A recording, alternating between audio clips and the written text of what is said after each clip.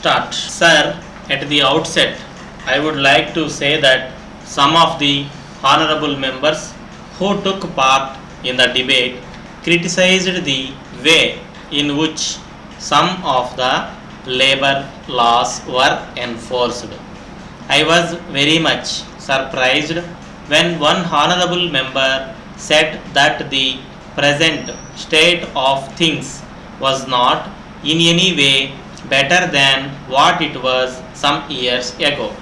In this connection, I should like to tell the House that we have progressed very far from where we were some years ago.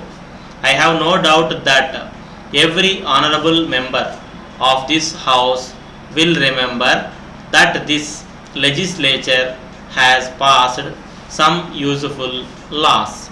They will remember the laws which make provision to relieve the difficulties of the shop assistants and hospital employees.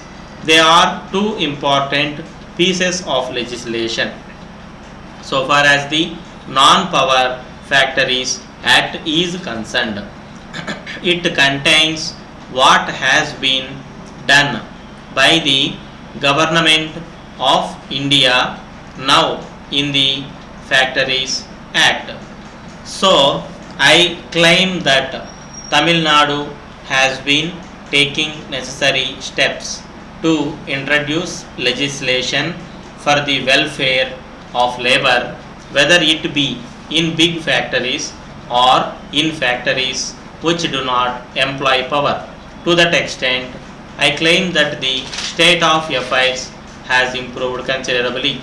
Now coming to the general condition of labor, whether it be from the point of view of wages or other amenities, the laws that have been passed are not allowed to remain on paper, but they are enforced in practice.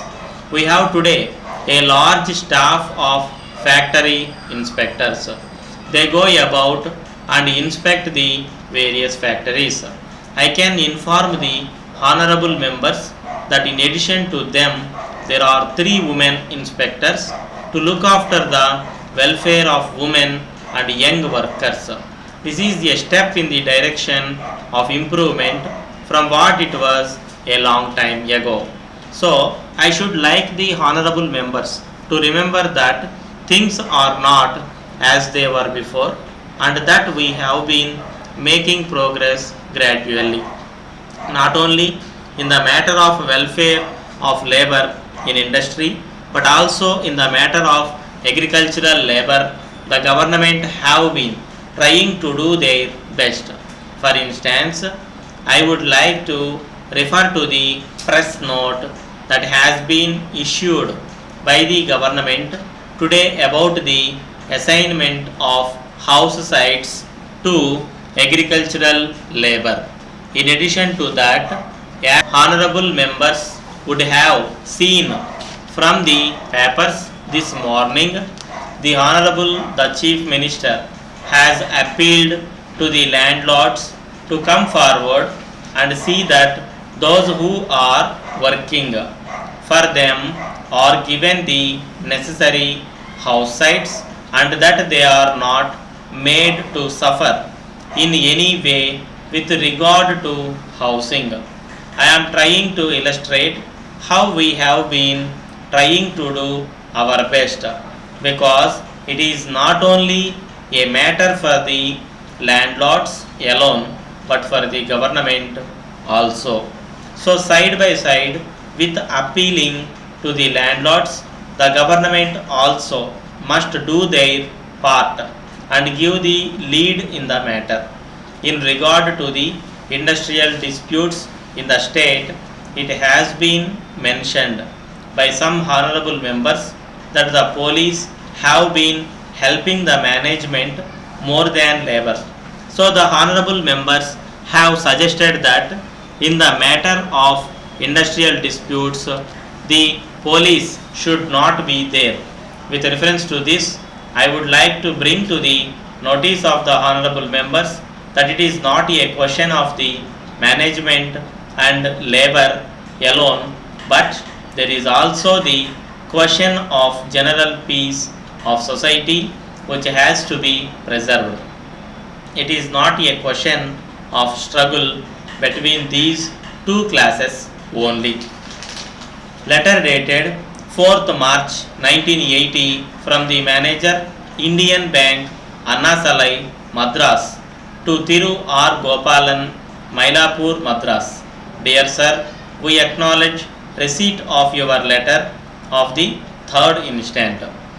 We are glad to furnish the information required by you. We take this opportunity to thank you for your kind inquiry. As you are aware, our bank is one of the premier banks in the country. We have several branches spread all over the country and also abroad. We have the largest number of customers in view of the fact that our bank provides all sorts of facilities to our customers. It is also a matter for satisfaction that we offer the highest rates of interest on all kinds of deposits as far as possible.